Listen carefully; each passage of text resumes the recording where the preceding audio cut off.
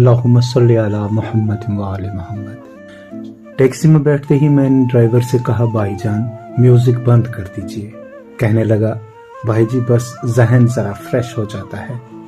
میں نے کہا مجھے پتا ہے لیکن میں سوگوار ہوں۔ میوزک بند کرتے ہوئے بولا سوری مجھے معلوم نہیں تھا، کیا کوئی قریبی فوت ہوا ہے؟ میں نے کہا ماں۔ بولا اوہو بہت دکھ ہوا۔ ماں کی جدائی کا دکھ ایک ایسا دکھ ہے جو زندگی بھر ساتھ جڑا رہتا ہے۔ جی۔ پھر اس نے پوچھا کیا آپ کی ماں مریض تھی؟ میں نے کہا مریض نہیں مجروح تھی۔ بولا کیا مطلب؟ میں نے کہا کچھ اوباشوں نے گھر پہ حملہ کیا، آگ لگائی، ماں کو تماچے مار اور زخمی کر دیا۔ بولا اف اتنا ضرور، تو آپ نے کچھ نہیں کیا؟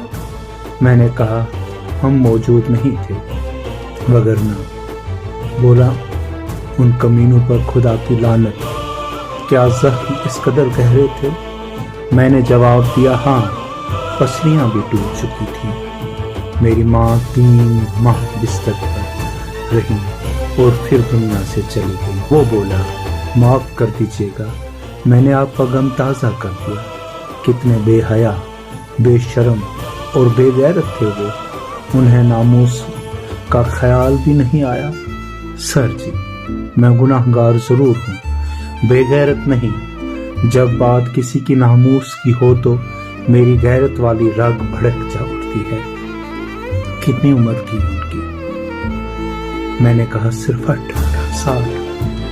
اس نے تعجب سے میرے چہرے پر نگاہ ڈالی اور اپنا سر اسٹیئرنگ کے ساتھ ٹکراتے ہوئے درد بھری آواز میں بولا یا زہرا۔